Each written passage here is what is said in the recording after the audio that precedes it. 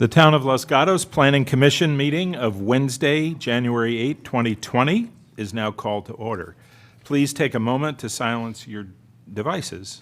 Ms. Zarnowitz, would you please call the roll? Thank you. Commissioner Badami? Here. Commissioner Birch? Here. Commissioner Barnett? Yes. Commissioner Tavana? Here. Commissioner Janoff? Here. Vice Chair Hansen? Here. And Chair Hudas. Here. I would ask everyone to join Commissioner Birch in the Pledge of Allegiance.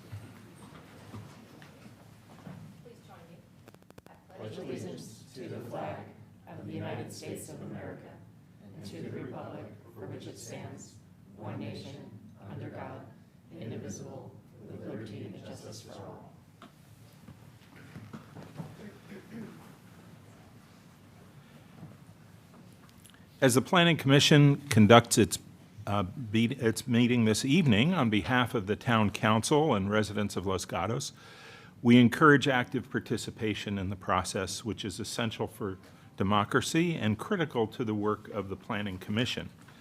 The participation can occur through written comments about agenda items, which are submitted in advance and are always helpful and very welcome. And then during the meeting, there are two opportunities for the public to participate. During the verbal communications period, an individual may speak on any topic that's not on the agenda.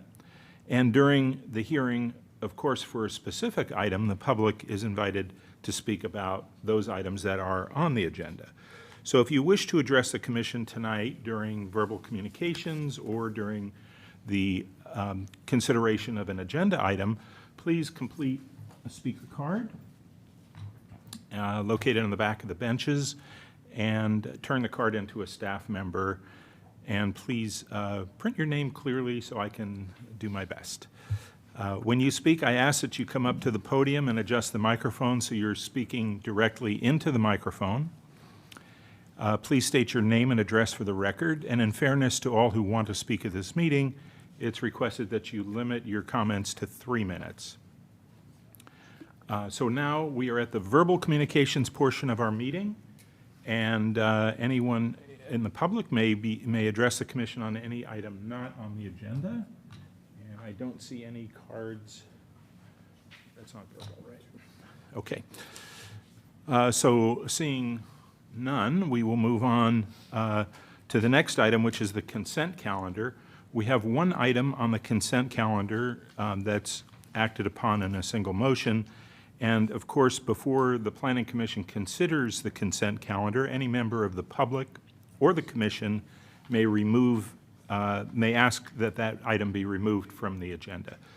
And then if it's removed, then it'll be considered either immediately or at the end of the meeting. So the one item is approval of the minutes, December 11, 2019. Do we have any discussion or motion on the consent calendar? Commissioner Barnett. Yes, I would like to notify the Planning Commission that I was a member of the audience for the December 11th meeting. I was not a member of the Commission at that time, but I feel that I'm comfortable proceeding. Okay, thank you. Commissioner Badami. I'll go ahead and make a motion then to approve the minutes of December 11th, 2019. Thank you. Do we have a second? Commissioner Birch. I'll second the motion. Okay. All in favor? Opposed? Passes unanimously, 7-0, with no abstentions. And I failed to welcome Commissioner Barnett.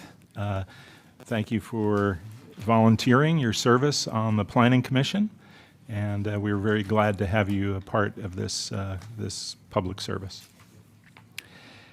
We now move to the public hearings portion of our agenda and consider item number 2, which is architectural and site application S-18-052, project location 15365 Santella Court, applicant Hari Sridpadana, property owner Christian and Helen Olgard, project planner is Aaron Walters, requesting approval for construction of a new single-family residence and removal of large protected trees on a vacant property zoned HR 2.5, PD APN 5270936.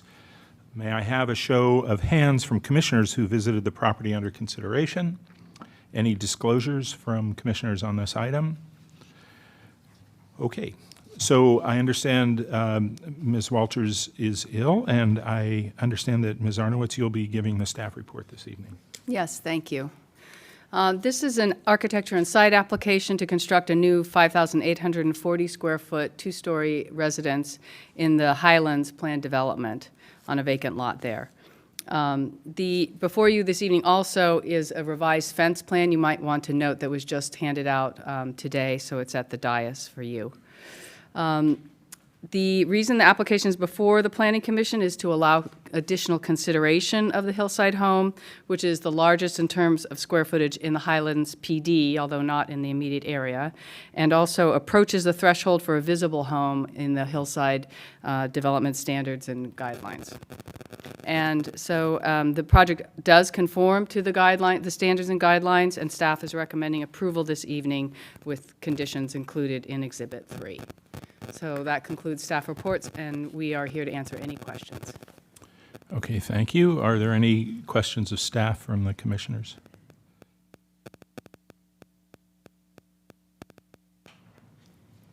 I had one question, if I may.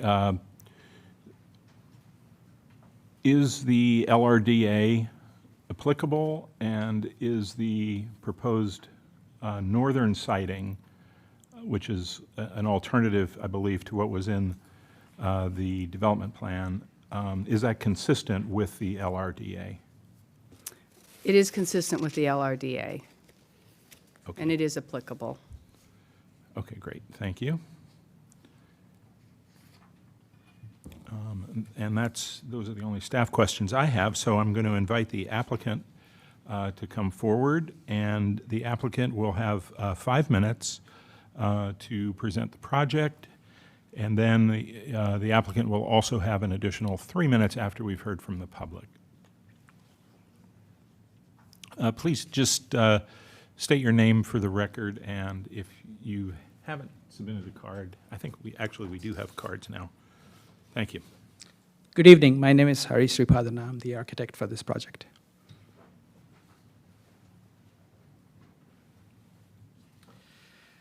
Planning commissioners, planning staff, audience, it's an honor to present this design to you guys. And all of you have seen the site, and I'm sure you agree with me, it's such a beautiful site, and it's an honor to design a home on such a property. So as I think about this project, 3 things come to my mind, which is the wishes and needs of a homeowner that they want to have in a house, that they envision themselves living in a sustainable, net zero, green design home. The Planning Commission and the Planning Department and the staff, they're obviously concerned with the requirements that the design met, and that it's a good neighbor and fit within the hillside community well and met all the design standards. And the art and craft efforts of the architect who wants to create a sustainable home, a beautiful design for the community. And sometimes these are all at cross purposes, but for this particular project, we are really fortunate with our clients and the staff that I worked from the very beginning. It took us about 2 years to design this home. And I really enjoyed working with every one of you here. And it was a good, seamless collaboration that allowed us to create this project. I know there's very little time. If I run out of time, I will conclude the project at the end of the project conclusion.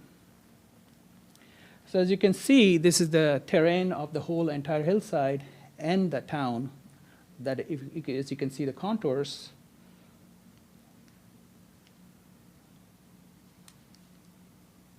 Is this the? That's not working. Try that.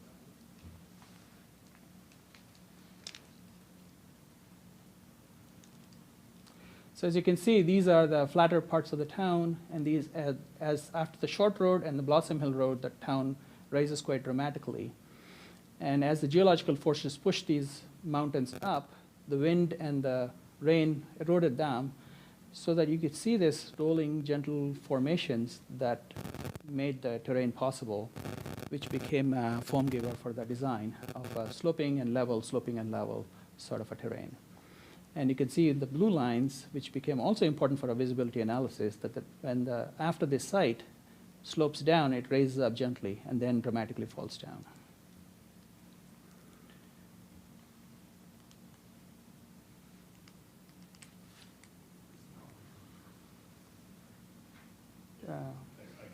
Okay, all right.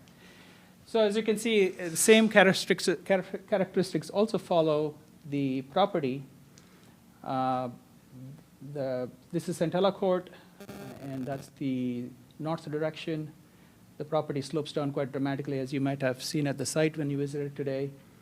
It levels down somewhat in the middle with a clearing, and then levels again up at a higher level after it raises a little bit. And then it slopes out to the hillside.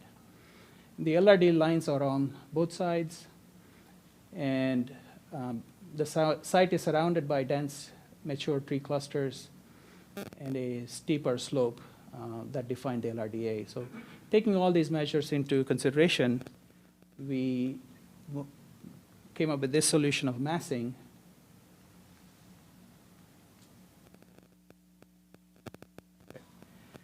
And as you can see, we picked up on this idea of the land terrain sloping down and raising up. So did our masses as it sloped down and rose up. The brown areas that you see here are somewhat of the level areas and cleared areas so that we could bring our fire truck turnaround, which is required by the long driveway because of the slope. And as the building rose up, we also push the masses towards the back so that you can get the screening of the trees that are dense clusters all around at the back. But these are the two main criteria that came about. And you can see this is how we came up with the solution, where the lower floor is set at the lower level area and the upper floor is set at the higher level area. And we tucked all the massing in between these stairs that come into that idea. So then the roof is a continuous form that unified the building together, so one doesn't know where the first and second floors start, and it appears like a smaller design. Thank you.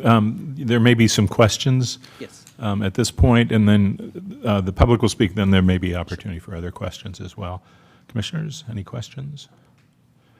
I had two questions about the hillside design standards and guidelines.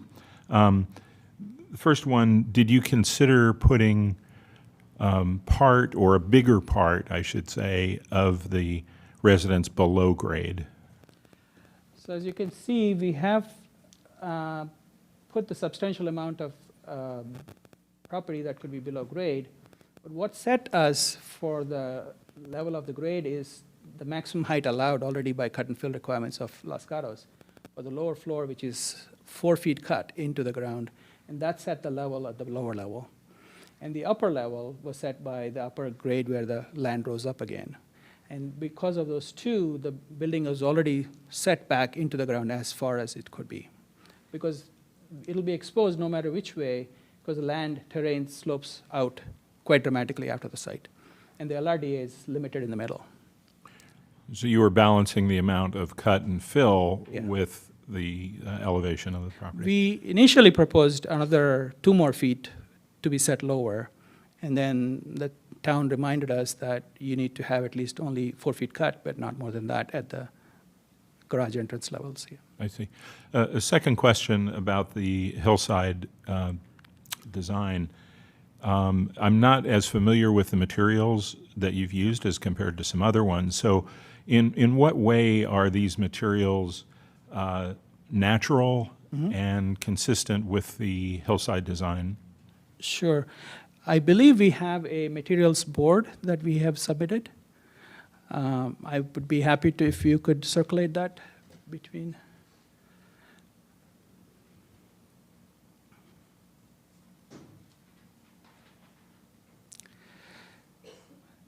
So these are like ceramic tile, sintered stone panels that are very durable and very well finished, and they are available in different types of colors and textures.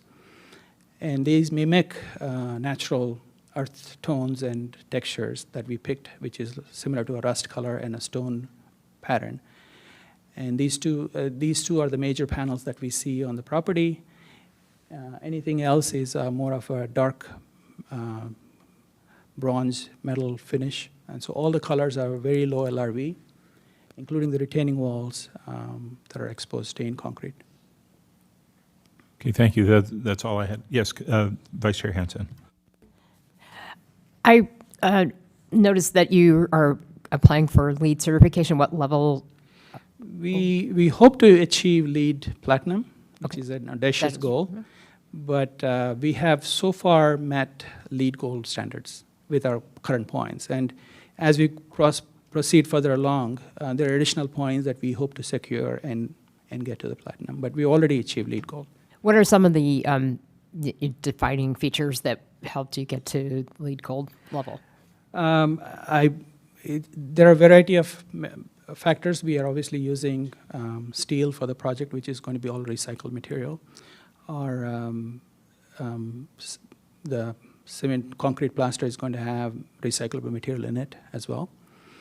And the amount of energy we're producing for this home and the envelope is so efficient that very little energy will be consumed.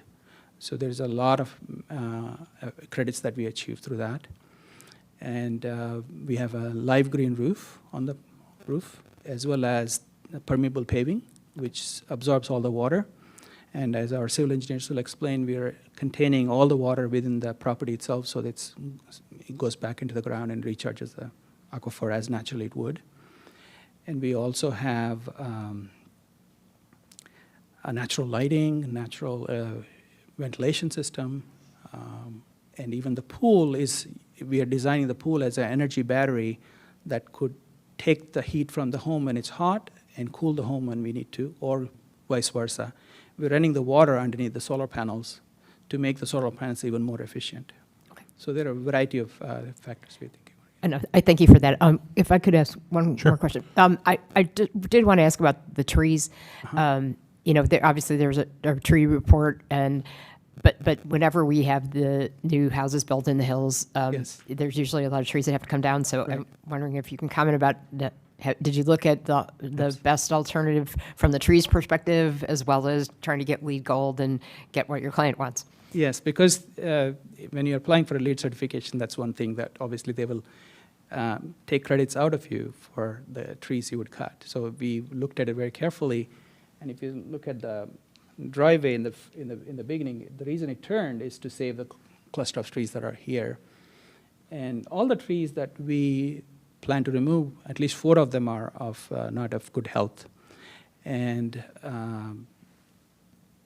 the fire truck turnaround radius and the driveway, we had to do a double wide so that the cars can pass each other because the entrance is so narrow. They took majority of the trees. The house itself is so slender and snakes around the property to avoid the trees being cut.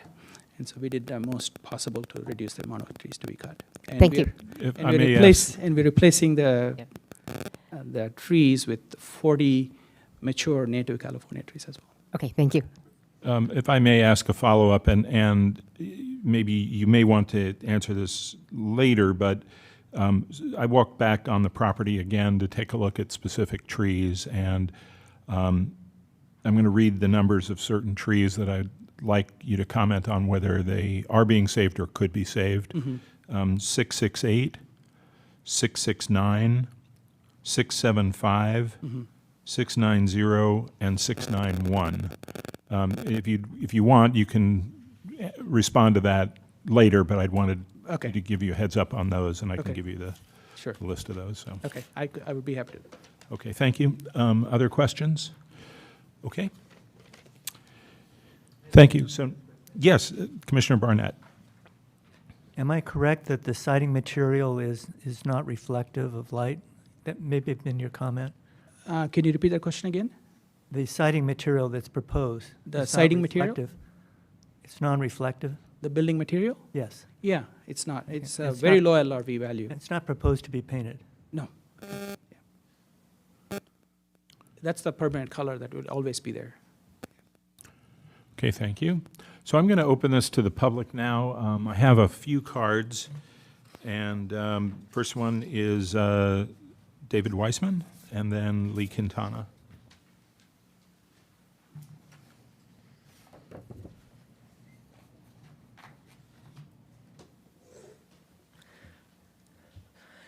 The plans show an outdoor fireplace north of the proposed house and within 25 feet of the LRDA line. Now, what could possibly go wrong with putting an open fire source in the middle of an oak woodland under a flammable tree canopy? In these times of climate change, I think an outdoor fireplace is a crazy idea and should be prohibited in such a setting.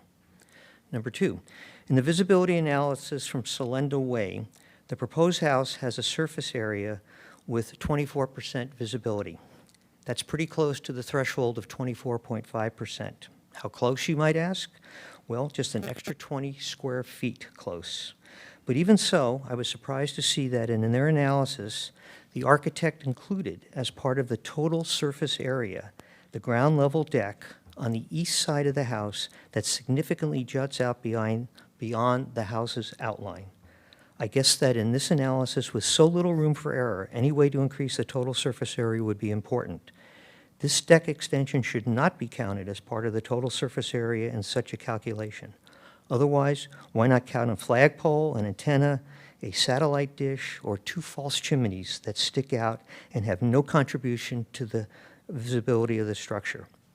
This potential loophole just helps the developer. But there's a bigger problem. On page L3.0, the tree plan, there are 4 trees that are listed as being both removed and retained. So when it came time for the visibility analysis, we shouldn't be surprised that this confusion carried over to that analysis. Specifically, tree 671 is used in the screening analysis on page 23 as providing screening, while on page 27, the same tree is shown as being removed. Now, I have no idea as to which way tree 671 was used in the final calculation, but I submit that this analysis needs to be redone because how can anyone have confidence in the current numbers? Plus, it is almost impossible. We'll skip that. Number 3, as staff notes that as proposed, the project would create the largest home in terms of countable square footage in the Highlands. The applicant also notes that the house was moved farther north than the location indicated on the approved PD development plans. This is to accommodate the required fire engine turnaround. The applicant then touted the proposed linear footprint as a way to save more trees. If the applicant really wanted to save more trees, and specifically at least the 3 trees on the north side of the property, which Commissioner Chairman just asked about, then they would have proposed a smaller house, a strategy that is totally encouraged by the Hillside Guidelines and should be part of this commission's decision. Thank you. Any questions? Okay. Thank you. Lee Quintana?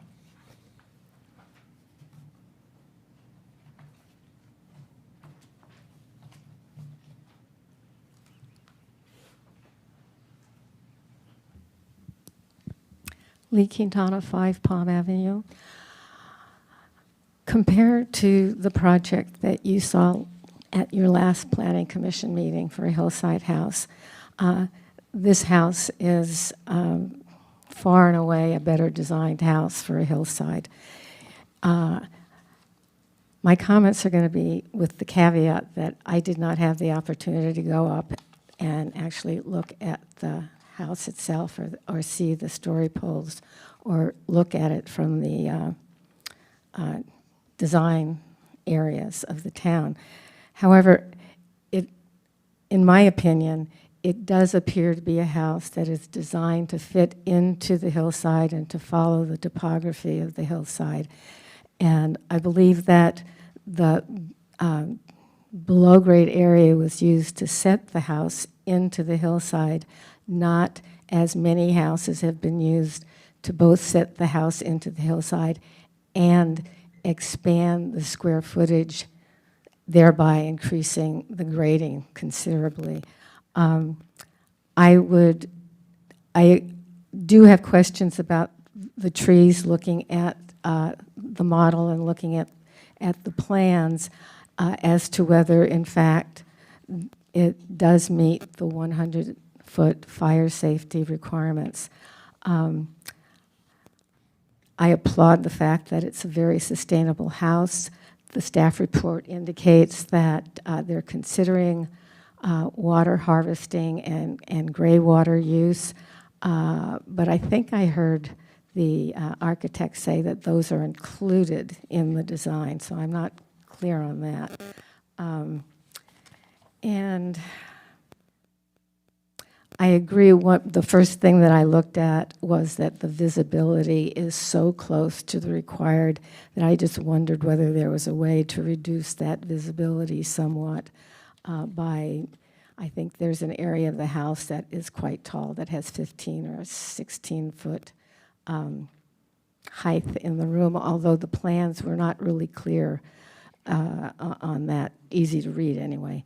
And as far as the not being within the envelope of the PD, that, if I remember correctly, I was on the commission at that time, and that was just to show that it was possible to get a house on the site. It was not necessarily the only place where the house could be set on the site. And then the last thing I would like to say is that while I agree it would be nice if the house were smaller, but it is within the parameters of the hillside design guidelines. I have not seen the materials, so I don't have any comments on that. But I think because of fire safety, we may have to get beyond just having natural materials. Thank you. Okay, would anyone else like to speak on this project? Okay, I don't have any other cards, so I would invite the applicant back up for 3 minutes.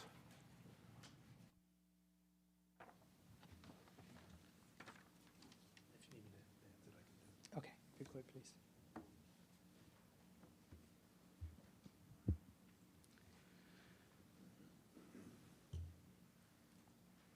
Thank you. While he starts the slide projection, I would like to say this, is that your staff has thoroughly reviewed the tree analysis as well as the building square footages. And we have gone to extraordinary lengths to verify with the arborist as well for the tree screening. And all the trees that we show in the screening are what they have been. And if the observer, whoever has commented on that, I would be happy to sit with him and go through the design. And the staff has multiple times reviewed this tree protection plan as well as the screening areas. And we are within allowable area guidelines, and we have made all the right calculations that the city has asked us to do so. Going back to the, go ahead, next slide. You can see these are the two areas that possibly the project would be seen. And going to the next slide. This is the point I would really like to make to everyone, is what you see here is a terrain that rises up before the property begins. So anybody who would be seeing this property would be seeing it about a mile away. So all the discussions we are having are only in abstract because nobody would be traveling around the town with a 300 mm lens. So if you go to the next slide, same thing happens with this situation. The terrain raises up dramatically before the property begins. And this is a Google section that's available for anybody to verify. Keep going to the next slide. These are all the trees that we have kept, and we have strived very hard to keep the other trees as well, but these trees require such a large DBH area, the breast diameter range, that we would not be able to keep these trees and help them survive. So unfortunately, we'd have to remove what we had to remove. But as the commissioner pointed out, 669 is actually there, and we preserved it. And all these trees are accounted for, and the arborists have checked these trees, and we have verified the height, canopy, and the width of all of these trees. And you can see the pictures of these trees that we have documented, and they are absolutely what we represent in the design. Keep going, next slide.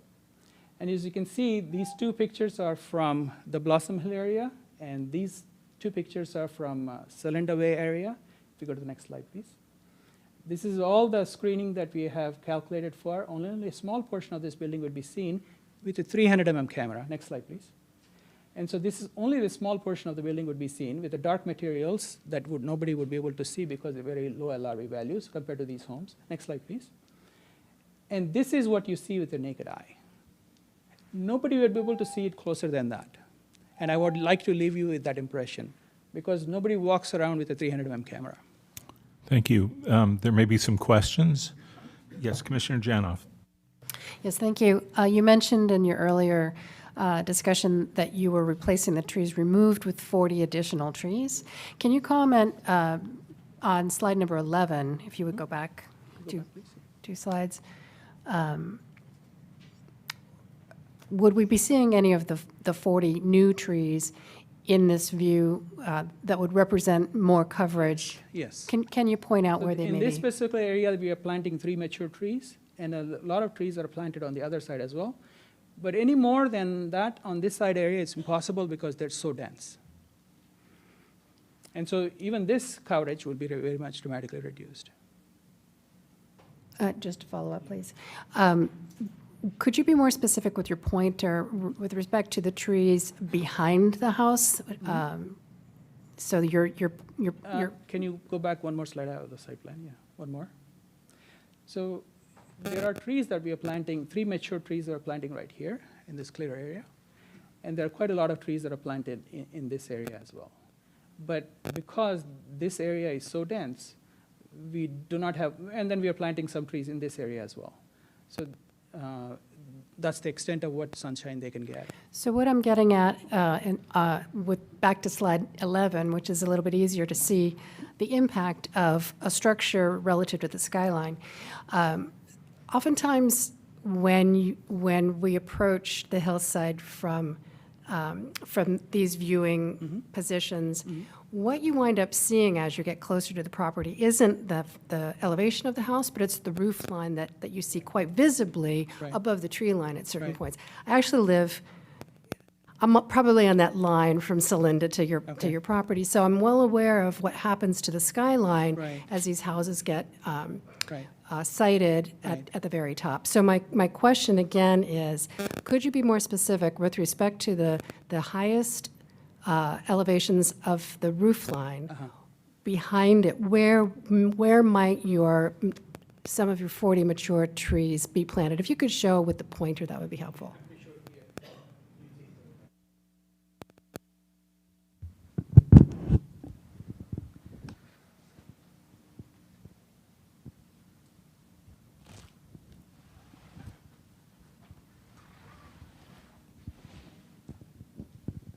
So the trees that we're talking about are planted in this area that will rise up high. And these trees are all protected to increase the visibility of the project. And all the discussion we're having right now about that 15 feet height is this small portion of the roof that projects out, which is only 5 feet higher. Otherwise, we're all within the allowable area heights.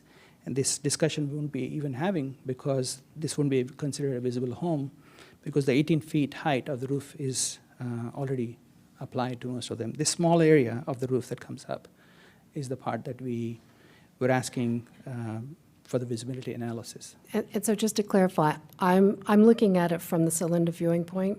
So this is the Celinda the general direction. Between these pockets. And you're saying that the 40 additional trees you're planting are between the viewing point and the front elevation of the house, but not behind it. Here as well. There as well. Because we cannot put 40 trees possibly here. I wouldn't think so. Yeah. Okay, thank you. I had another question about the trees, and I know we're getting specific down to the tree number, but I approach these as a tree-by-tree basis. Can we save every tree? Right. And so just to clarify it, you said that 669 was preserved? Yeah, this one. Okay. And then Dr. Weissman asked the question about 671. Is that Yes. being removed or preserved? And if because he pointed out that it was being counted both as screening and as removed. I would like to go back to the slides and point to the Yeah, slide. go ahead. If you go back to the site plan again.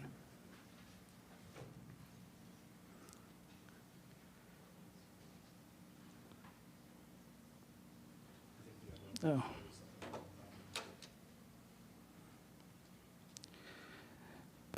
So any trees that we show in this area are the only trees we have counted towards the screening. And the pictures are clearly shown here of what they are. So 671 is this particular tree, I believe. This is 670, and then 671 is somewhere nearby. And we have not counted that in the screening. It's possible if there's some typo, but Okay, so it is slated to be removed? yes. It's not. Okay, so Yeah. that may have been an error. Okay. Other questions? Yes, Commissioner Birch. Well, I guess to that point, then there are 7 errors, because there are 7 trees counted under trees to remain or trees to be removed. Most, I think, are pretty clear that they would have obviously been removed. I mean, they have to be removed to allow for the driveway or the home. I think the questions you're getting are when we are that razor thin to the percentage allowable visibility, 1 tree off could mean that you're over on that. So I would hope in good faith as you move forward that you would double check these 7, and I'm happy to list them off if you want me to. And you make sure that if you are looking at removing them, that they do not tip the balance of the percentage shown. Absolutely. So if you want a list of those later, I'm sure we can provide it to you, but I think it would be good for you to go back and double check that. We will certainly do. Great, thank you. Other questions? Commissioner Barnett? I wonder if you have a response to the comment concerning the fire safety with the fire pit. We will be complying with all the fire safety regulations and what's allowed by the fire department and the building department for putting the fireplace outdoor. And that outdoor fireplace will have all the safety measures that are required by the code. And so that's one of the questions even the HOA has asked, and we have provided the documentation for that, and they have approved that. Okay, other questions?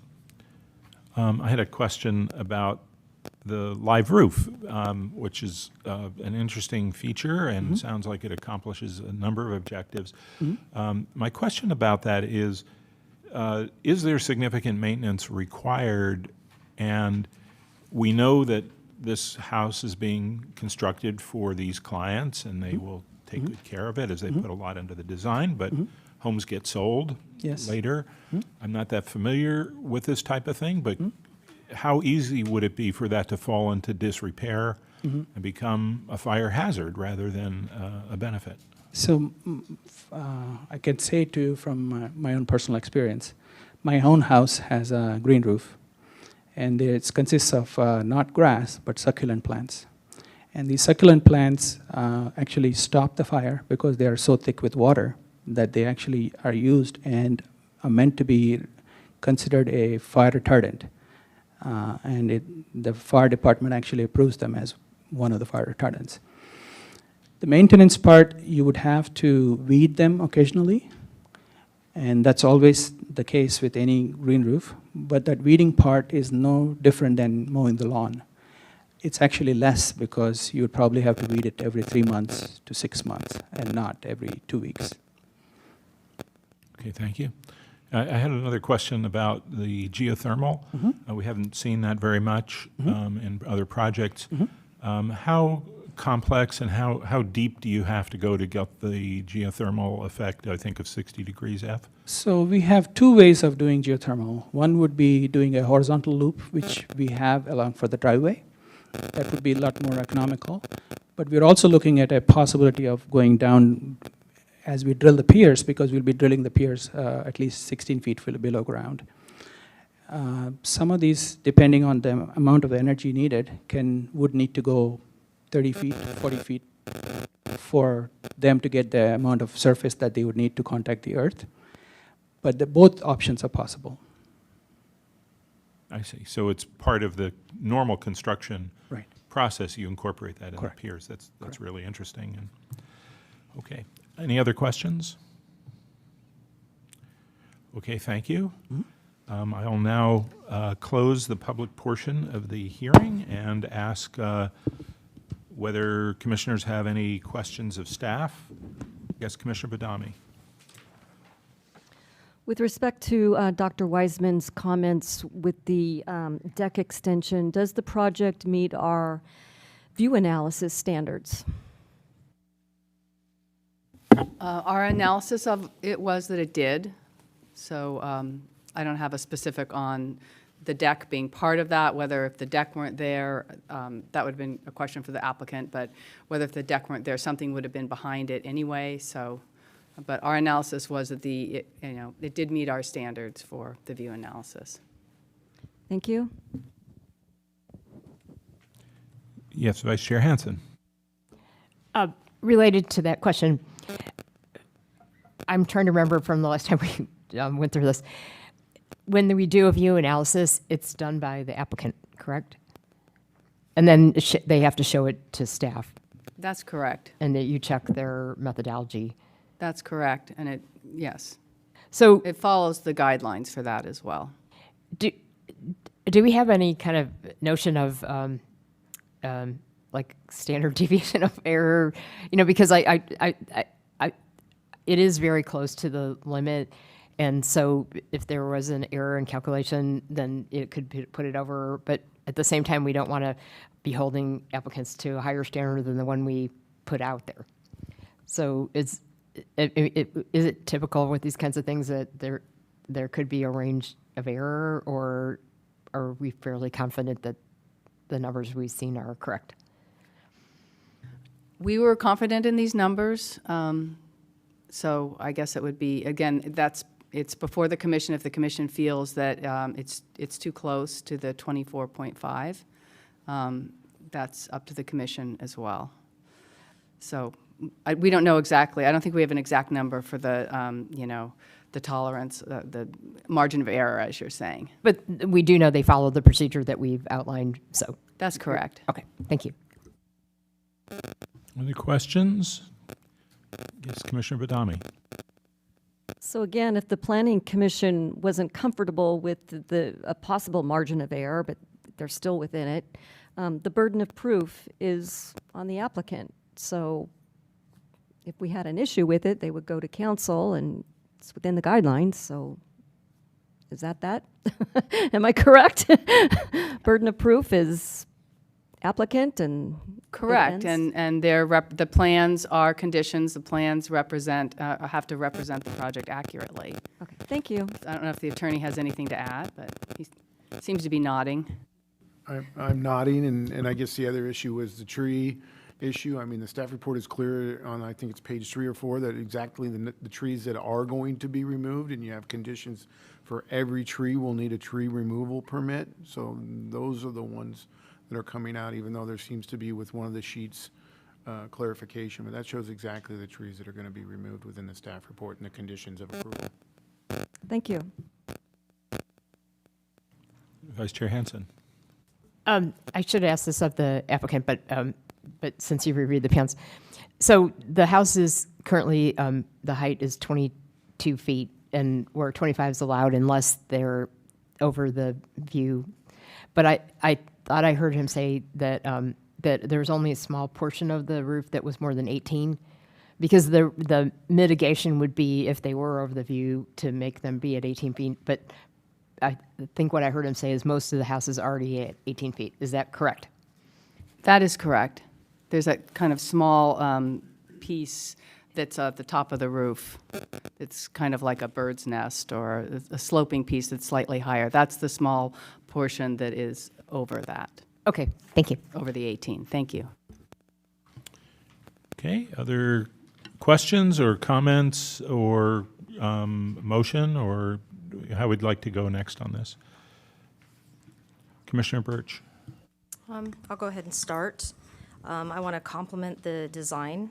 While it's a more modern design, I think it's very sympathetic to the landscape and the way the hillside slopes, which is exactly what I feel like we keep reminding people that they're supposed to do. I believe that the materials selected will make that percentage seem that we are seeing that we will have visible nearly disappear. I do not think that we'll notice it very much at all.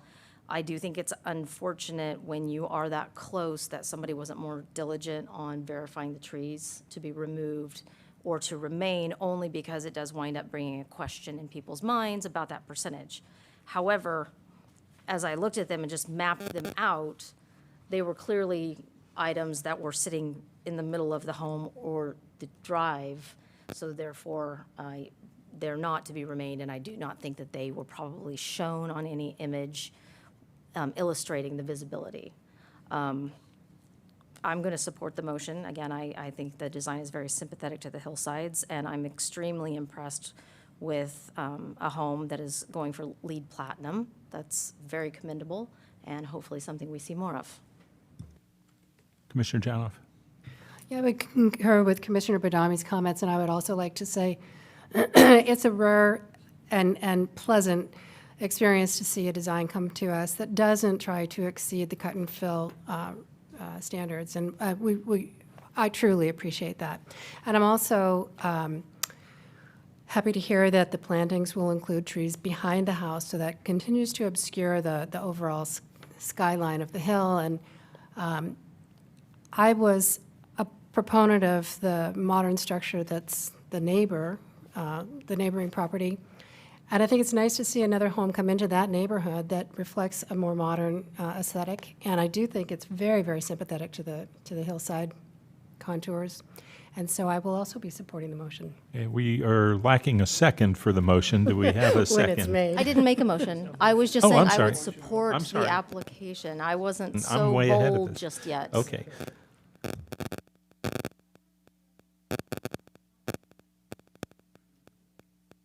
Yes, Commissioner Barnett. In my opinion, on reviewing the materials, I thought that the application is in total compliance with the hillside development standards and guidelines, and that there's particular merit in the architectural design has been noted. The sustainability and the minimization of bulk and mass, I think, all are to be complimented. Vice Chair Henson. I agree with most of the comments that they made, and I also wanted to commend the applicant for, it's not very often that we see an application where they aren't wanting to violate some aspect of our hillside design guidelines or code, and that seems to be what we're here for. So I was really glad to see that, and I had to ask staff, why are we seeing this again? But I think it is prudent for them to have the additional review because the hillsides are that important to the town of Los Gatos and the view and all of those things. So I'm glad that that we had the opportunity to review this. But I think the design is great.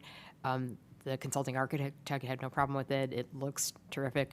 I didn't totally understand the concept of the fitting to the slope of the land until the architect explained it. But I think that's really awesome. And I actually took several classes for sustainability. I know all about LEED certification. I think that's awesome. We hardly ever see it for residents. So I'll, assuming there's a motion to approve, I'll be supporting it. Commissioner Badami. The Planning Commission doesn't have the expertise to refute the analysis, so I'm going to go ahead and make a motion.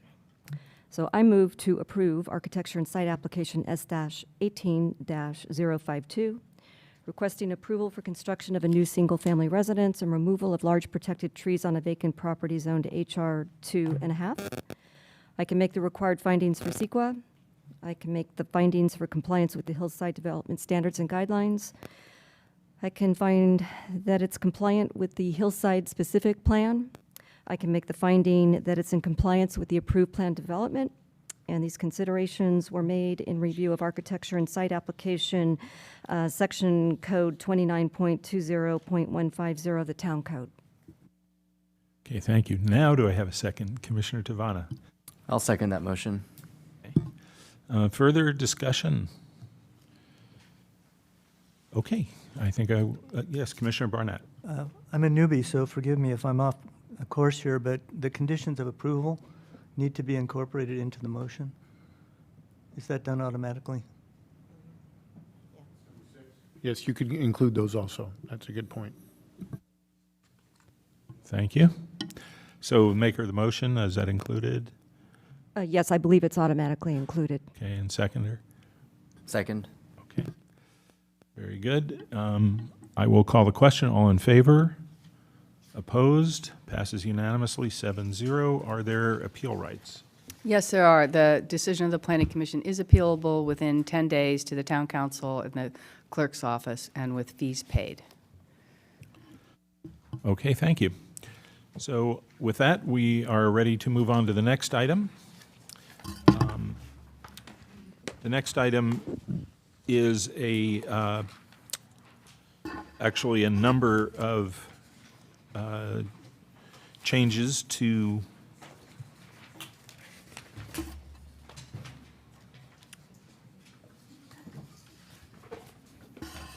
Town Code amendments, application A19010. Of course, this is town-wide, and the applicant is the town of Los Gatos. And so this is to consider amendments to Chapter 29 zoning regulations of the Town Code regarding land use and economic vitality streamlining. I was going to suggest a process for this, that we take the staff report from Mr. Mullen and we take any comments from the public, but then as we consider this, they seem to be possibly 4 distinct items, and so I'm going to go through them in sequence and get a vote on each of those as we go through. I think it'll be clearer that way rather than mixing things up. But we'll do the whole thing in the staff report and in the public comments. So, Mr. Mullen. Thank you. The Town Council has an adopted strategic priority that promotes community vitality and encourages land use streamlining efforts. Staff has been working with the Council and the Council Policy Committee to identify and streamline many of the business-related processes to reduce the associated time and costs. 5 temporary resolutions were adopted by the Council and were set to sunset in December of 2019. On October 1st, the Council voted voted to memorialize the streamlining efforts and adopted a resolution on November 5th, extending the temporary streamlining efforts until such time that the Town Code amendments may be adopted. Before you tonight is consideration of the Town Code amendments necessary to memorialize these streamlining efforts. The code amendments are related to allowing new formula retail businesses in the downtown C2 zone without approval of a CUP, conditional use permit, allowing the DRC to approve certain CUP modifications for existing restaurants in the downtown C2 zone, and to approve CUPs for new restaurants town-wide, approving minor exterior modifications to commercial buildings at the building permit level, and allowing the DRC to approve CUPs for new group classes in the downtown C2 zone. A thorough discussion of each topic is included in your staff report. In conclusion, the staff recommends that Planning Commission review the proposed amendments and forward a recommendation to the Town Council by taking the actions outlined on pages 7 and 8 of the staff report. I'd like to note that Monica Wren, the town's economic vitality manager who ushered the temporary streamlining efforts through the process, is here tonight and is available to answer any questions. This concludes staff's presentations, and we are available to answer any questions. Okay. Questions? Okay, I had one kind of big question, and that is that actually I was a little baffled at the original paragraph that explains what's going on here.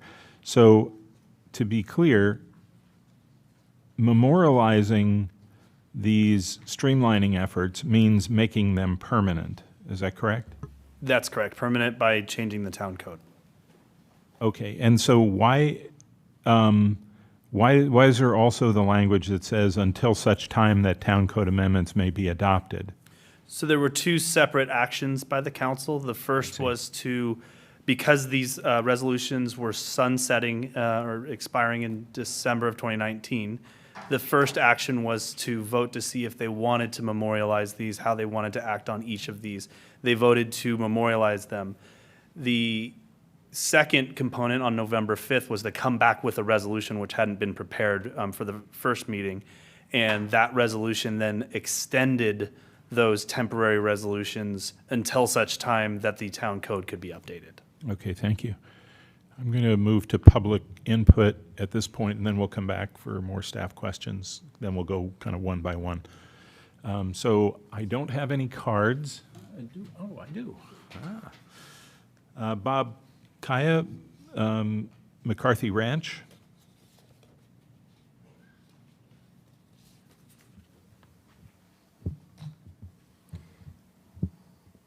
Good evening. My name is Bob Kaya, and I represent McCarthy Ranch. As most know, we have a vested interest in Los Gatos from a personal, business, and property perspective.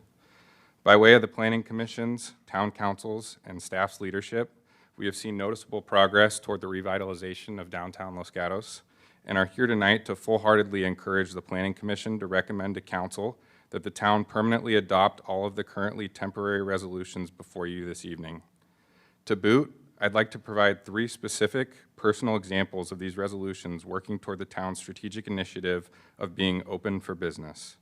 1, the minor exterior modifications to commercial buildings resolution allowed us to renovate our existing Highway 9 properties, and upon completion of construction, we will be able to re-tenant them with first-class tenants who will collectively add to the strong fabric that is our community, as well as provide a warm and welcome entrance to the downtown. This was something that was proving to be economically non-feasible prior to the passage of this temporary resolution. 2, the new restaurant CUPs to be heard at the DRC resolution has directly benefited one of our prospective tenants at that same property, a first-rate Bay Area local business who has wanted to come to Los Gatos for some time, but been gun-shy given what they perceived as overly restrictive regulation. Based on this and other resolutions, we were able to convince them that Los Gatos is heading in a positive policy direction and they should make the move. They obliged, and pending all necessary approvals, will be calling Los Gatos home soon. 3, the restaurant CUP modifications at the DRC resolution allowed Rootstock to modify its existing CUP so we may offer live music twice weekly, which has been widely well received. We would not have been able to do that economically, as it would have otherwise cost us about 15 grand. As we feel these examples show, these resolutions are bringing real results and will continue to encourage positive developments for the betterment of our town should they be permanently enacted. We appreciate the Planning Commission's consideration of this item and encourage a resounding yes recommendation to the Town Council. Thank you for your time. Thank you. Other questions? Any questions? So I had one. You were referring to exterior modifications of commercial business on Highway 9. Mm-hmm. Which ones were those? So we own the corner old Postal Mate, the old liquor store there, the large office building, and then the old insurance building there, which are now under construction. Okay, so they're now under construction, but they haven't been completed yet. Exactly. I see. Mm-hmm. Okay. Thank you. Would anyone else like to comment on this? Okay.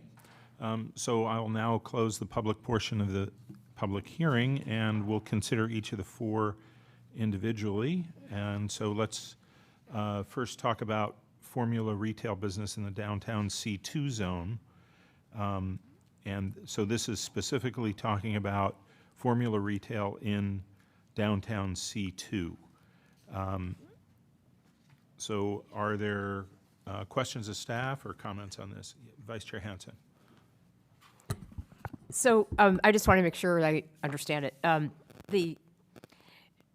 The temporary measure passed by council was to allow over an 18-month period up to 5 formula retail,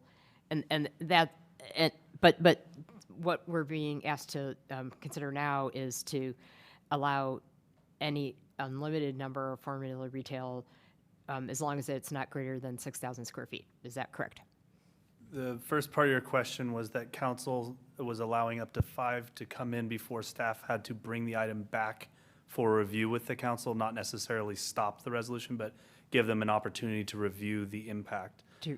The second part of your question is the code change that's before you tonight would make that permanent. There would not be a cap on the number of formula retail in downtown under 6,000 square feet. Right. So there would, not that it would happen, but if 20 formula retailers wanted to come into the C2 zone and they were under 6,000 square feet, there would no be looking at it. In theory, yes, Yeah. that is a possibility. Okay.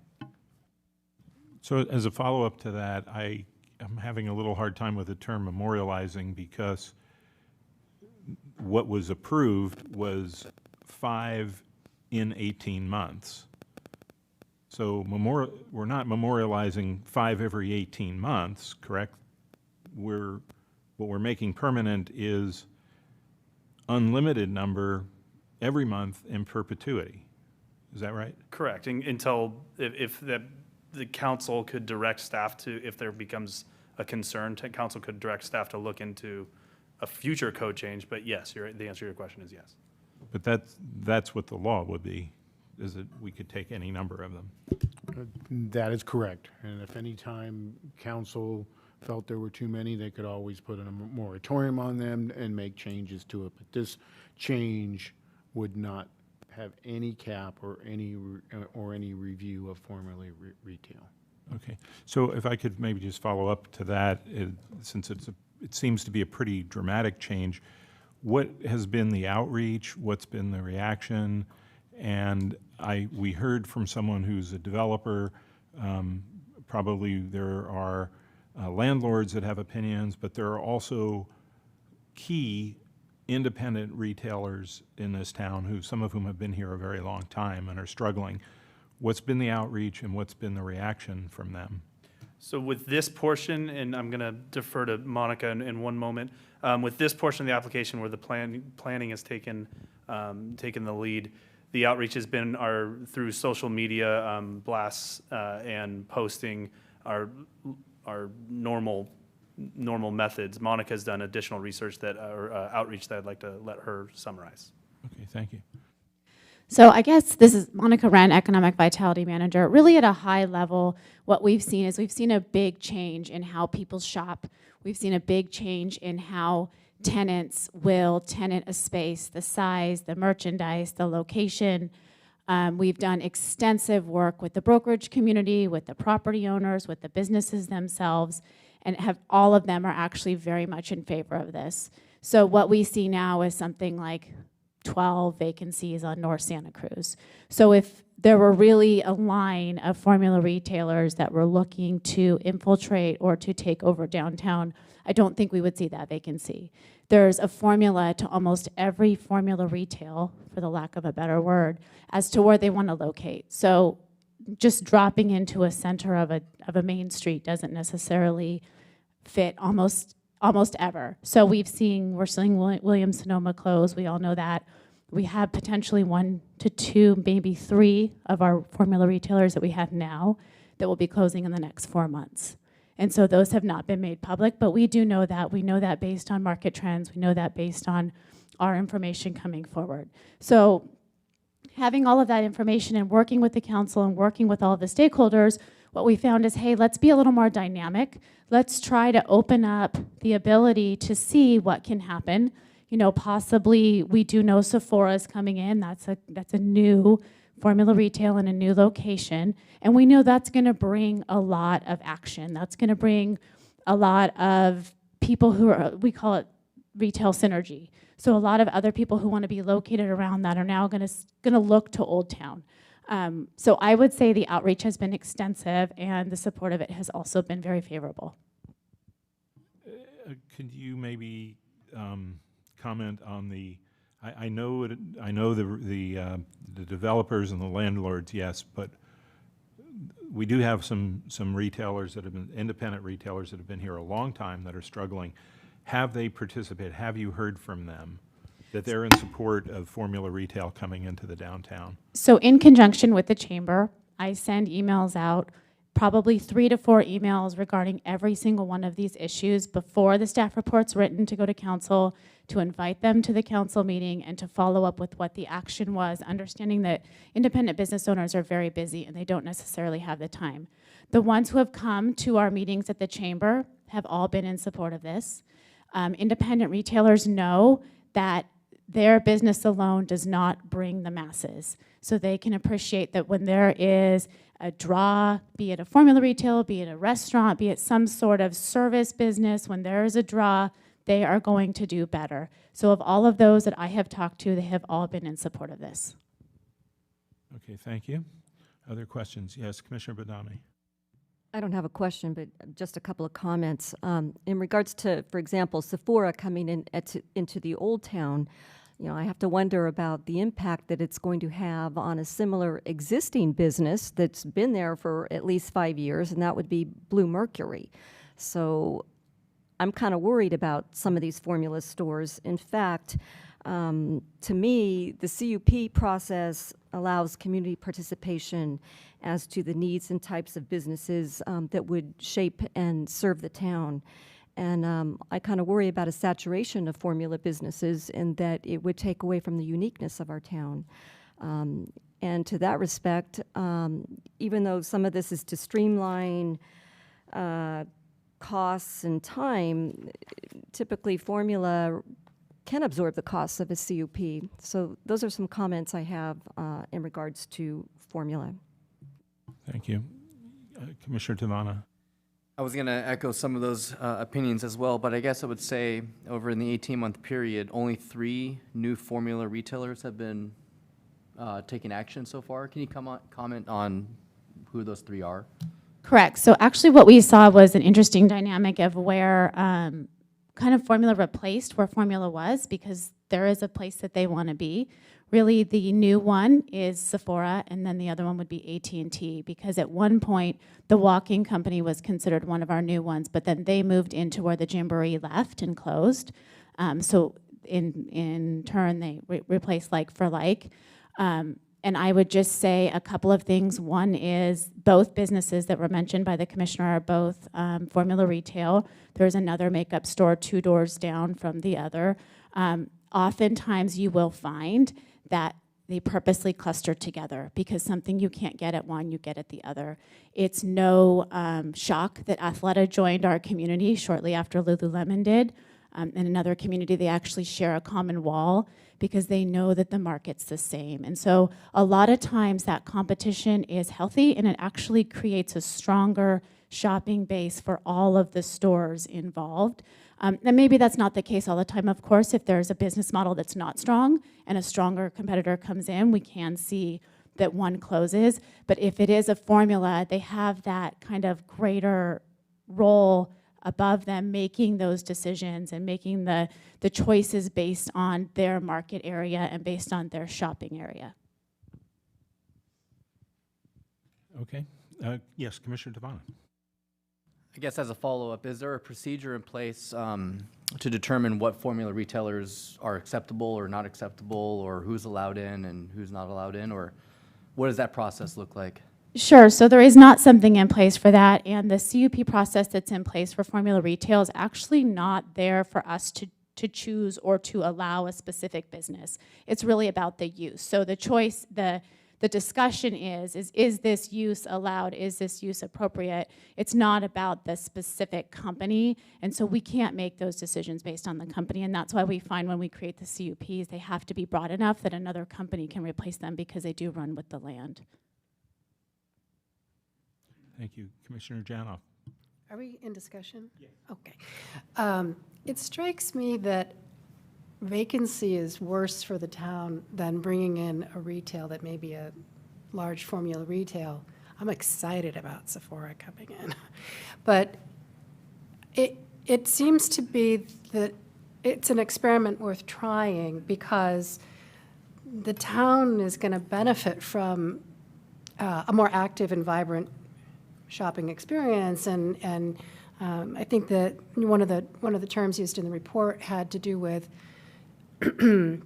restaurants are limited in some ways because they don't. If you had a town of only restaurants, you'd have a busy town at lunch and dinner, and then the rest of the time it's sort of quiet, possibly. So you need to have that balance and a purpose for people to be in town longer. I think that the dwell time or the amount of time people are staying and shopping and enjoying and taking advantage of what the town provides is important. And I would support this this change for that reason. I think an occupied town is a healthier town, and some of those big draw companies are really going to help. So. Vice Chair Henson.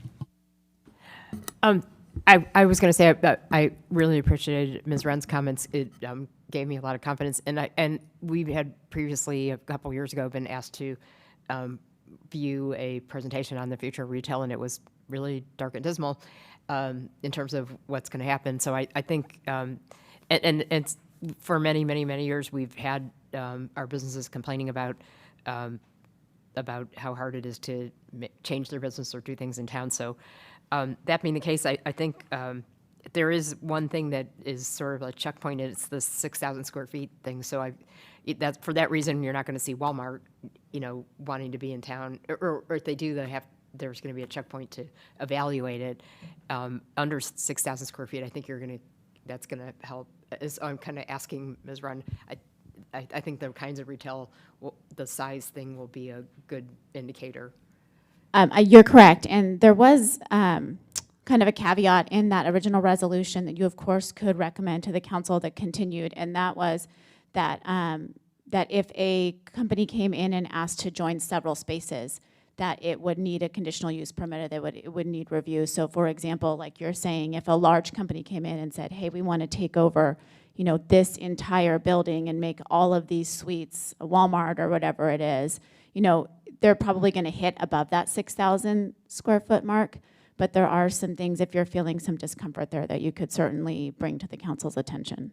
I mean, I don't know if it's fair to say that that's the collective will of the town that to not have Walmart here, but that it is a whole different kind of place than a lot of the places we've had in Los Gatos. So I'm comfortable with the 6,000 square feet thing, and what I heard you say is we could add in if some really very, very large retailer was trying to come into town without having any review of it, that we could ask to put in if they try to put multiple spaces together. Is that right?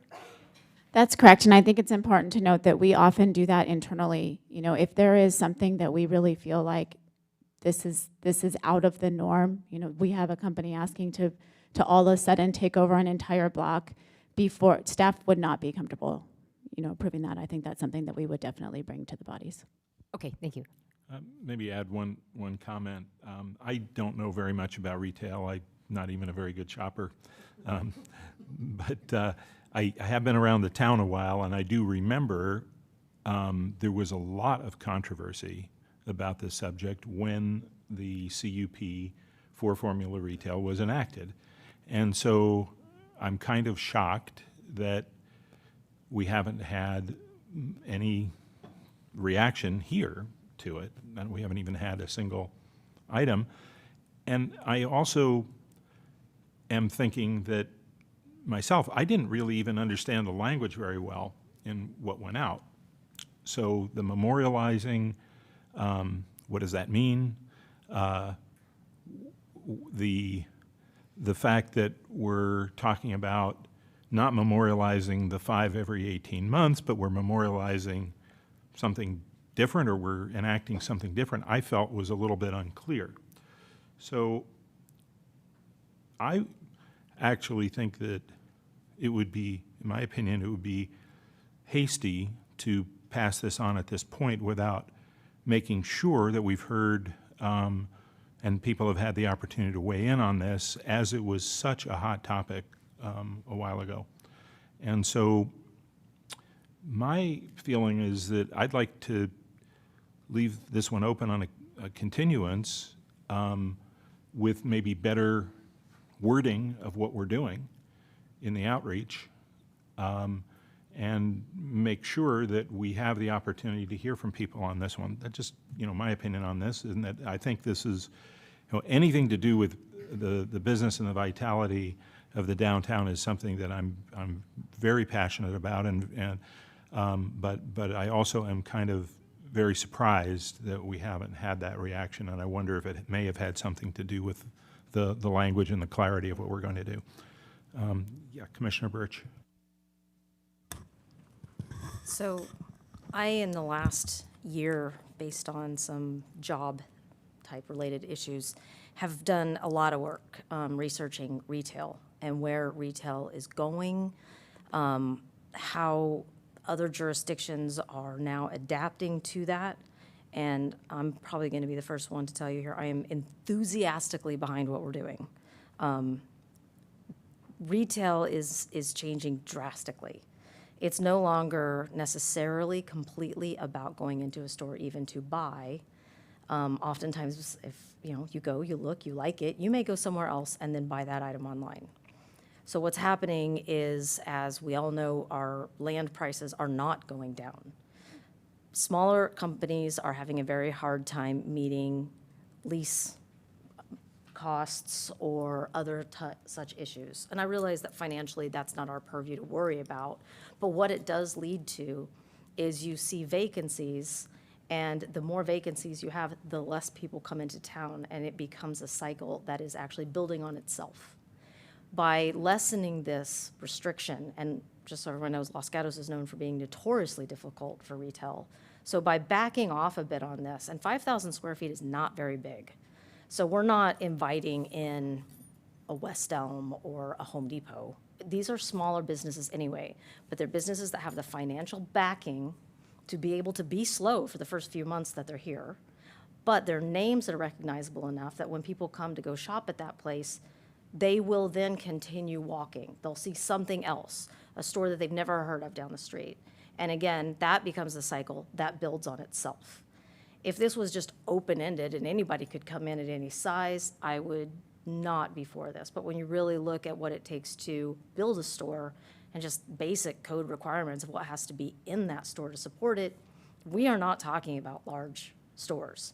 But what we are talking about is not going up and down Santa Cruz and having 12 vacancies. That's terrible. So I think that this is well overdue.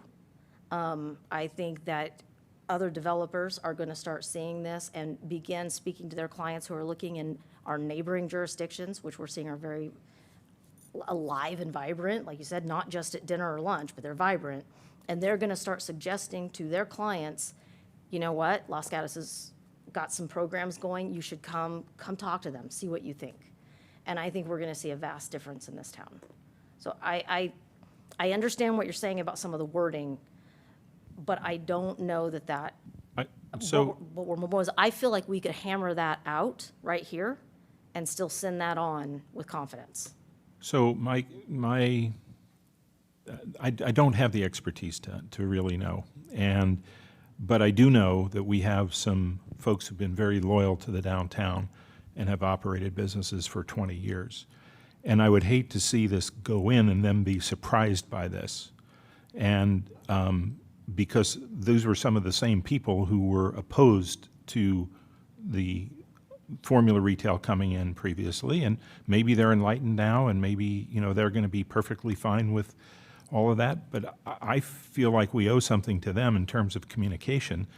And I'm not saying for months. I'm talking about to do a clear description of what we're proposing here, because I think the language has been confusing, so I don't think we have anyone here who understood it. And I'm suggesting that we reword and we elicit whatever comments that we can get from some of our folks who we know have devoted their lives to operating retail businesses downtown. Commissioner Jan, yeah. Well, I was actually wondering, in this dialogue, do you guys mind if I just ask one quick question of Ms. Wren? Did you meet with Catherine, right, at the chamber? And I know that she has a couple people that work for her that oftentimes when things are in front of us that deal with the downtown, they go door to door and talk to people. Are you aware if this took place for this issue? I have gone door to door and talked about all of these issues. I have gone to chamber meetings. I have summarized this in very short bullet points, knowing that independent businesses don't have a ton of time to read these staff reports. So it hasn't just been, hey, check out this attachment, let me know what you think. It's been, tonight is this is what it means for us. I think this is why the council did the 18 months or 5, because if there was that reluctancy. We have gone almost 2 years, and have not seen that flood. And that was really what the conversation was at the council level, is that was the test period. That was the period, you know, do the neighbors know? Do they not know? And during that time, I have been in various arenas sharing this information and have tailored that language to match my audience. So it hasn't just been passing out resolutions, because I do understand that those can be difficult and they don't make sense when you're trying to do 18 things at once, but I've tried to really be tailoring that information. Thank you. Thanks. Yes, Commissioner Janoff. I think both points are really important, but I wonder whether we can accomplish the same objective of making the community, the language that goes to the community from these bodies more clear by recommending that happen when this goes to the town council. So before it's agendized on the next town council meeting, recommend that there be communication from these bodies that is adopting the clear language as is suggested. I wouldn't like to see it held up, but I would like to see as many persons who are interested in participating in the public process. We don't have very many tonight. And if it is that important to the residents of the town, then give them the opportunity, and they have that opportunity before the town council. I believe it accomplishes the same objective without holding things up. Okay, thank you. Yes, Vice Chair Hansen. I was going to say I'm very much with Commissioner Birch on this, and I don't think we should hold this up, especially since we had the 18-month trial period. But I also agree with Commissioner Janoff. I think just like we're doing with the General Plan Advisory Committee, where we're looking at the possibility of growing 2,000 units, and they're putting communications out there for the community workshop saying, you know, come and voice your opinions on how we do this. I think as long as there's some communication that goes out, because I think it got a little bit lost with the up to 5 and the other stuff. I'd just be clear, you know, in the communications, and I'm not saying hold it up, that we're proposing to allow any formula retailer up to 6,000 square feet to operate in our town, if they have the will. So, and then I think it's fine. But I also feel like Ms. Runt's done a fabulous job of reaching out to everyone as well, so that the only thing was to be just me a little clarity of language. Okay. Other comments? I'll just briefly chime in if I may. So I've been in Los Gatos since 1974, and it was a charming village with uniqueness at that time. But I think given the economic pressures now with land values, that it's difficult to fight the market. And in some form or fashion that we're going to have to accept more formula retail in the town. Okay. So it suggested that we take each of these and do a vote on them, and then we can bundle that into a final recommendation. Is that okay? So on this item, we would need a motion. Yes, Commissioner Birch. So are we just going to make a motion to adopt the revision to the formula retail businesses in downtown C2 zone? It's a recommendation. A recommendation of approval to council to adopt the formula retail business in the downtown C2 zone changes. Do I need to add any more to that, or, okay? That's good. Okay, so do we have a second? Yes, Commissioner Janoff. Second. Okay, thank you. Any comments before we vote? I unfortunately will not be able to support the motion because I have to kind of vote on what's before me, and what's before me is something that I don't think informed the public enough about the issue for what I'm dealing with right now. I do support the idea of getting more input. I am not opposed to formula retail in downtown, even if it's been proposed. I just feel like what's before me hasn't had enough clear notice for people who I believe reacted in a different way in a different time. So for that reason, I won't be supporting the motion. Okay, anyone else want to make comments? Okay. I'll call the question. All in favor? Okay. Opposed? Okay, so passes 5-2, and I think you've got the commissioners voting. So thank you. Yes, Commissioner Birch. Might we take like a 5-minute break? Yes, we Thank you. may. Thank you.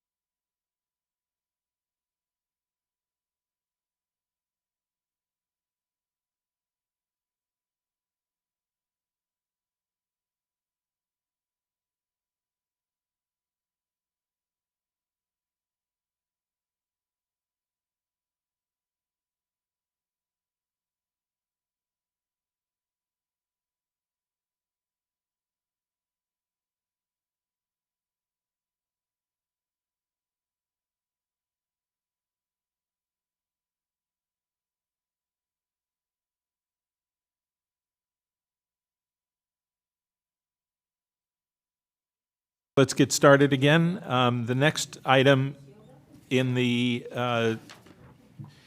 townwide code amendment application is restaurants and CUP modifications at the DRC level, which was a temporary 18-month resolution to allow current restaurants to modify their CUP at the DRC. Many of them chose to modify their use permit to allow them to participate in the pilot parklet program. And now new CUPs to be heard at the DRC and suspension of ordinance 2021. So this would, I guess, suspend or eliminate 2021. Is that correct?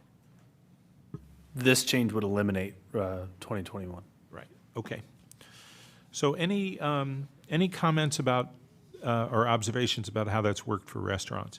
Commissioner Badami? Well, I work downtown, and I can definitely say that the outdoor dining has been a big plus. Live music, it's also enhanced the ambiance. So I think the CUP modification at a DRC level for existing restaurants has been phenomenal. So I'm a big supporter of that. Great. Other comments? I had a question. Yeah. So I just want to make sure I know what we would be recommending is basically what we're saying is that there's no need for any more 18-month period, that basically all new restaurant CUPs as well as modifications to existing CUPs could go through the DRC. Correct. They're eligible to go through the DRC. Okay.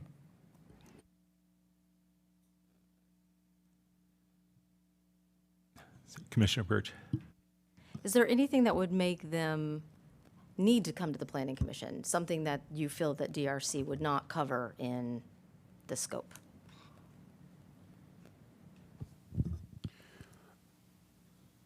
Over here. So Joel Paulson, Community Development Director. So under the current regulations, there's nothing that comes to mind. However, with any application, we always have the ability to forward that to the Planning Commission should there be an issue or a concern. As Ms. Wren mentioned before, if someone came in and wanted to merge a block of suites and turn it into a big disco nightclub restaurant, that's probably going to be problematic. So, we would look at those things on a case-by-case basis, but there are no specific restrictions in the ordinance. Okay, thank you. Okay. Other questions on restaurants? I would add my comment that it seems as though we've stimulated some innovation in the restaurants. So there's a wider variety, I would say, and not just of cuisines, but also of styles of dining, and saved some locations that looked like they had been struggling for some time, and now they seem to be pretty vibrant. And I think we even have some ones that are sought out over a pretty wide regional basis. So I think that things seem to be working pretty well there, and I think we're getting the kind of vibrancy and vitality that we need to have. There'll always be a question of how do you go too far with restaurants, and that's probably the bigger concern. So if there were a situation where we were becoming a Saratoga, which was only restaurants, what would the mechanism be for moving that back and dealing with that situation? As previously discussed with the formula retail, the council could put a moratorium on it. They could pass a resolution to change the process temporarily so that it could be studied. So if there was a concern coming up, the council could address it. Great. Vice Chair Hansen. I think you already asked the question, but so a business wants to come in and change the retail to a restaurant. So there's no, they don't have to get a CUP for that, or they can do it through the DRC. I mean, because it's a change from one kind of CUP to another. So it could be done at the DRC. It would still require a CUP, but instead of the hearing body typically being the Planning Commission and Council, it could go to the DRC. The scenario you're discussing was also, a concern was raised with that in Resolution 2021, which all this gets alleviated by making these changes. Okay, that's fine. And as long as I'm speaking, I wanted to say I generally don't see any problem with this at all. I mean, that the only concern possibly would be the one where we end up having more restaurants than retail, but it seems like that can be checked by the DRC. Ultimately, that would be council. If there was an issue, staff, at the staff level and the DRC level, CUPs would continue to be processed. If they met the requirements, they would be moved forward. If the council saw, or noted a concern of an oversaturation of that particular use, they could put a moratorium in and then study what changes are necessary. Okay, thank you. And I would just add for the Planning Commission that the staff will continue to maintain a list of these various changes and the number of businesses that come in under the new provisions, and should that, start spiking, we would take that question back to council, even if they had not called that out before. There is no hard, fast number there, but, that's something that staff would have to look at and will continue to monitor. Okay, other comments on this? Okay, since I'm not carrying my weight here on motions, I'll move to recommend to the council that we memorialize the item on restaurants. Commissioner Badami. Second. Okay. Discussion? Okay, I'll call the question. All in favor? Okay, passes unanimously. And so let's move on to exterior modifications. And these are minor exterior modifications to commercial buildings to allow this to be processed as building permits rather than architect and site applications at the DRC. Any questions of staff on this? Yes, Commissioner Janoff. The question that comes to mind is, this is broadly commercial, but how are historic commercial buildings handled with these proposed modifications? So any exterior change to a historic commercial building would require continue to require the Historic Preservation Committee's review. It could be done at the building permit level or preliminarily prior to the building permit submittal. But there's a sort of a full stop check with the. That's correct. Okay, great, thank you. Okay. Question for staff, has there been anything close on this where you were thinking maybe we should take this to Planning Commission, or did these go through pretty much as you expected? So we haven't had any that have raised or risen to that level yet. Not to say that that won't happen, because everyone always likes to push the envelope. But the current ones that we have, they meet the requirements. It's facade changes, material changes, window and door changes, things like that. So some of them will have different architectural look and feel, but it has not risen to a level where we thought Planning Commission needed to weigh in on it. So it sounds like the most extensive one of those might have been McCarthy Ranch on the corner of North Santa Cruz in the testimony that we had. That's probably the one that has the most changes, because it's also multiple buildings. Right. Okay. Any further discussion on this one? Okay. Motion on this? Commissioner Badami? I move to forward a recommendation on minor exterior modifications to commercial buildings to Town Council. Commissioner Birch?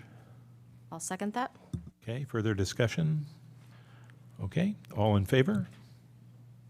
Okay, opposed? Passes unanimously. And then finally, group classes. And so this is a resolution allowing a CUP for group classes within downtown C2 zone to be heard by DRC, and those in other commercial zones to be allowed by right with a certificate of use and occupancy and business license. So, so this is a CUP at the DRC level in downtown, and it's by right elsewhere. Is that correct? That's correct. So on this one, I had a question, and that is, in the staff report, it says that the term group classes is not defined in the town code. And so my question is, do we need to tighten that up? Term group class is defined really only as not one-on-one instruction. And so something like a music school, a religious school, a writing academy, a tutoring session, a tutoring business that's doing it in a group basis, those would all be considered group classes. Is that correct? Or would some of those fall outside of group class? All those examples are already considered group classes. What staff recognized here with this change of introducing the term group classes is that it was vacant from our code, and we were using, over time, the art, craft, music, dancing school, which fits the model of single instructor with a group class. So adding group classes, which is the term that we use most often, will just clarify it. But the uses that you were your examples are already considered group classes. Okay, well, my comment on that would be that where I've seen some downtowns decaying, where the vibrancy and value has degraded, are some downtowns that have become more and more occupied by not the cycle type of group class, but things like tutoring or religious schools or things like that. And that tends to go hand in hand with sort of a degradation of downtowns. And so I was wondering if things like an actual school should be differentiated from some of the group classes that I think, the fitness and other things that were, I think, envisioned in this. So I don't know if other people have thoughts about that, or whether, we need a better definition of group class, or that, we feel like things will work themselves out. I don't know. Yes, Commissioner Badami. Well, I have some concerns with that. I equate group classes in the downtown to dead weight, not really adding to the vitality of the downtown. And what little group classes I've seen, I don't see them patronizing the businesses. They go to their class and then they leave. So it seems to me that something like that needs more scrutiny or a better definition, because I would also be concerned about the degradation downtown. Vice Chair Hansen. I wanted to ask a question. I was thinking of the example of Soul Cycle. It was my recollection that there was a whole bunch of juice bars and places that kind of crept up the synergy thing that you were talking about. Is that correct? So that's correct. And actually, Lululemon, we were trying to get them to come here for several years after their pop-up store, and they hemmed and hawed. And then once Soul Cycle opened, they jumped on the next opportunity to come. So that's an example. I can say, as a customer of that same workout studio, there's examples where an instructor will actually announce in class, let's go X place for coffee together after. And there will be a core group of people who will leave and go somewhere together. So I think it just depends on the type. I think another thing to note is that this too has been available for several months now. And so it's less about us looking at the crystal ball. I think it's more about us kind of seeing what has happened and then understanding that we can do a moratorium or do some sort of stop if there becomes a level that's discomfort. What the group classes that we've seen that have been coming forward to us are really ones that are experiential. And in fact, we were asked to do a presentation. I was asked to represent Los Gatos and do a presentation recently in Economic Development Summit that was about our downtown and that was about how we create experience, because with our one-way pilot, we actually got a lot of people looking at us. And the entire conference was actually on experience. How do you create experience? How do you get somebody to your location, because then they will shop, then they will stay. And it's by providing things that can't be done online, like the classes, the socialization, the exercise, those type of things. Okay, so relative to Chair Hudis's, thoughts, supposing, so Soul Cycle makes perfect sense to me. Orange Theory Fitness, another one. I mean, they have it in downtown Willow Glen, and I'm sure it's helped the other businesses there.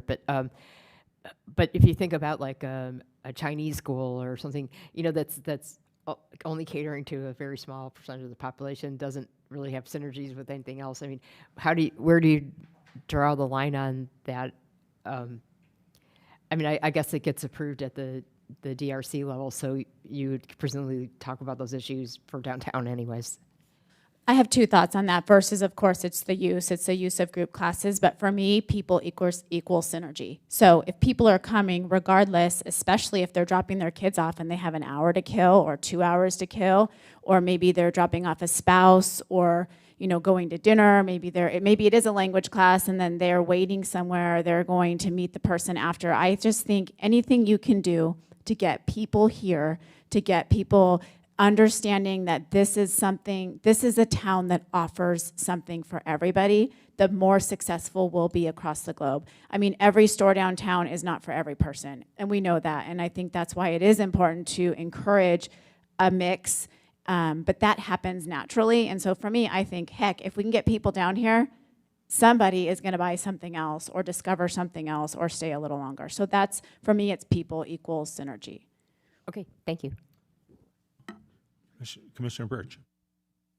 I completely agree with you on that. I just am curious, in your expertise, are you completely comfortable with us not having a definition of group classes? If we all stop thinking about what the market needs right now, we all know right now it's yoga, Pilates, or cycling or something, and we go 15 years down the road when trends have turned another way, are we comfortable not having at least any parameters? And I am going to defer to your expertise. You've talked to other jurisdictions. I think if we wanted to craft a definition of group classes, it could be helpful. It's interesting because a lot of times when people do come to tenant a property, they will look at our code, they will search out group classes, and we know internally that we use that school definition, but it's not something that somebody can search from our town code. So I think if we were open to creating a definition, and it was a definition that was anything beyond kind of that one-to-one, and that's what we tell folks when they come and they say, oh no, I'm not having group classes, I'm just going to work with 3 people at once. We say, it is our practice that one-on-one is personal service, and once you go beyond that, it's group class. So we do have kind of an unwritten definition, and I think putting that down, kind of, for lack of a better word, my apologies, memorializing that definition, putting it somewhere, it could provide us with the ability to serve more clearly.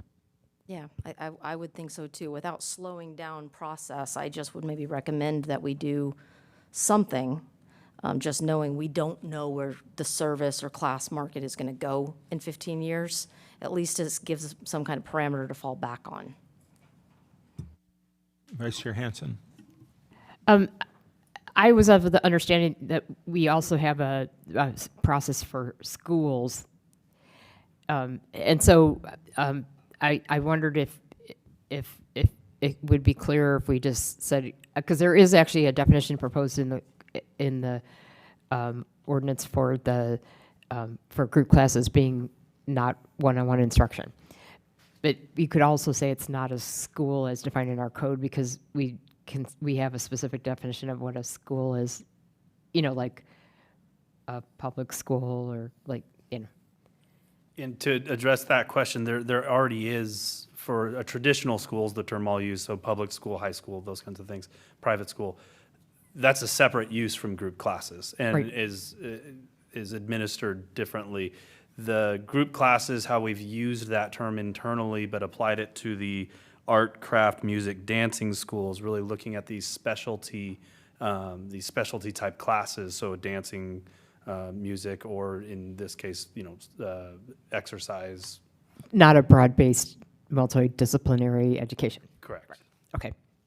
And I would just offer that if the commission thinks that's more clear, then language to the effect of "and does not include schools as defined in the town code," which Vice Chair Hansen mentioned, could be part of the recommendation to the council. Okay, comments about that? So I agree. I think that would be helpful. I absolutely appreciate the dynamics that are coming with businesses like SoulCycle and the other fitness-related ones. However, I also am very aware of some downtowns that have become homes to tutoring classes and karate studios and other things where the value of the downtown has significantly degraded for the very reason that Commissioner Badami pointed out, in that those people are there for a very specific purpose and they're not availing themselves. And those are often associated with decreasing rents and a decline of a downtown. When you go into a downtown and you see one that's been in decline, you see some personal service businesses and you see those kinds of things, and that's about it. And so I would be supportive of this with the addition of saying not a school, but I also would suggest that we monitor this one really closely, and if we're starting to see some degradation, we start to see too many uses that are really not synergistic and not additive, that we then come back on this one and watch this one closely, because it is associated with declining downtowns. It can be. So maybe we'll need a different definition at that point. So I would be supportive of this language as it is with that addition. Yes, Commissioner Birch. Do you want me to? Sure. Go Okay. ahead. So I'm going to venture a motion that we recommend approval of the modification or I guess the addition of group classes as written, but we would like to see a definition of group classes as discussed in this meeting added to that wording. And I wonder if the maker of the motion would be open to including the term "not a school," because school is covered elsewhere. Yes, absolutely. I would second that motion then. Great, thank you. Okay, further discussion? Okay, all in favor? Aye. Okay, opposed? So passes unanimously, and this is a recommendation, so I assume there's not appeal rights on this, is that correct? That is correct. Okay, very good. We got through it. Thank you for indulging in the step-by-step approach here, but I think we were dealing with kind of a basket of things that had some differences, so. Good, okay. So we now are on item number 4, which is election of a chair and vice chair.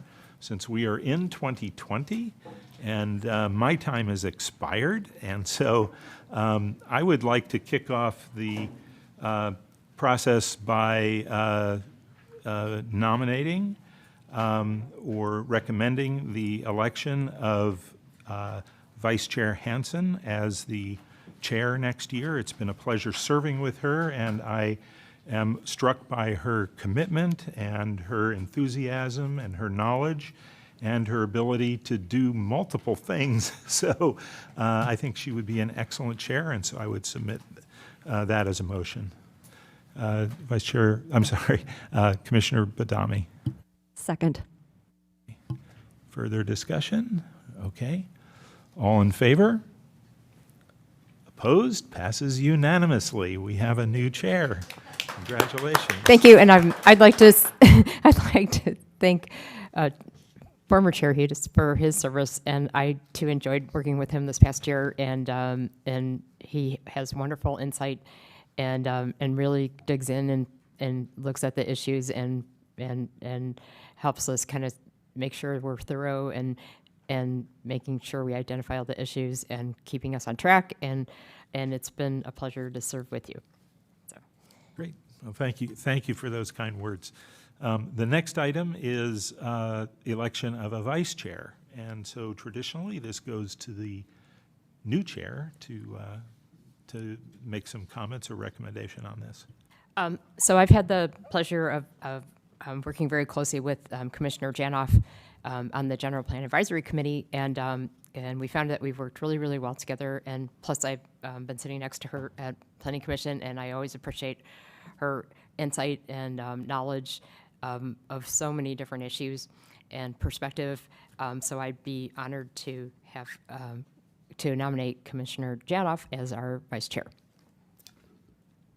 Yes, Commissioner Birch. I will second that. Okay, further discussion? I would just add a comment that I am absolutely delighted in this succession and really appreciate the contribution that Commissioner Janoff has made with some of our thorniest issues has come through for us. So thank you, and it's a great pleasure with that. So I will call the question. All in favor? Okay, you can vote. Passes unanimously. Okay. All right, we have a couple more items here. Report from Director of Community Development. Thank you. So I just have 2 items. Just wanted to make sure that folks, all the folks watching us and you as well, know that the Town Council will be holding a strategic priorities session next Tuesday. And the second item is next Thursday, which is a workshop for the general plan update. And so we'll be looking for some input from the community so we can pass that back to the general plan advisory committee, who will then be making a recommendation to Planning Commission. Thank you. Is that workshop something that planning commissioners should consider attending, or is it better to wait until the recommendation comes to us? It's really going to be up to the individual commissioner, but all commissioners are definitely invited. Okay, great, thank you. Yes, Commissioner Birch? I want to say if you're a resident of the town and you are interested in this process, go. Yeah, yes, terrific. Okay, so anything else? Okay, so there, in addition to serving on the Planning Commission, commissioners also serve on various town committees. Are there any reports tonight on CDAC? Why don't we start with that? Commissioner Badami. The Conceptual Development Advisory Committee met earlier this afternoon. Myself, along with Chair Hansen and outgoing Chair Hudis, attended, along with Councilmember Rennie. We reviewed a proposal for a general plan amendment to change property from agricultural to hillside residential, from an RC to an HR1 zone. That property was located at 14915 Shannon Road. It was very well attended by many members of the community, so we took quite a bit of public testimony. So should the applicant, well, he's not an applicant yet, but should the person come forward with an application, he's going to have a lot of obstacles along his way. We discussed a lot of things like density, whether the zone change was appropriate due to the slope and topography of the site. There were many issues that were discussed. Okay, thank you. General Plan Advisory Committee? Yes, so the general plan, our last planning commission meeting was on the 11th. The general plan advisory committee met the next day on the 12th. And what we're doing now, and this is the subject of the community workshop, is the consultants have produced a land use alternatives report. So the process was that the general plan advisory committee talked a lot about what level of growth might be appropriate given requirements from the state, our shifts in our population, so on and so forth. So we gave them that, and then they produced this report. And if you haven't seen the report, it's actually a great report, and they go through 4 different growth scenarios for residential, and what are the consequences of that and what implications it has on the town's financial position. So the GPAC did a preliminary review of the document. It was mainly asking questions because there's a fair amount of technical content in there. And so we decided to stop there because the next step was the community workshop, and we wanted to hear, just like we do in our public hearings, we want to hear from the community before we go and make any recommendations. So once the workshop happens next week, the GPAC will have a follow-up meeting, and at that point we will be working towards trying to choose a recommended alternative for growth for our town. And then that, of course, will be bundled in with all the other elements of the plan and ultimately have to go to Planning Commission, us, and Town Council for approval. Great, thank you. And Historic Preservation Committee did not meet. We met just before the last meeting. So with that, I want to thank everyone for participating tonight, and I want to thank everyone for the last year of indulging and supporting me as I went through this process. It was absolutely wonderful learning experience for me, and I've enjoyed working with all of you on this. So with that, I'll close the evening with an adjournment.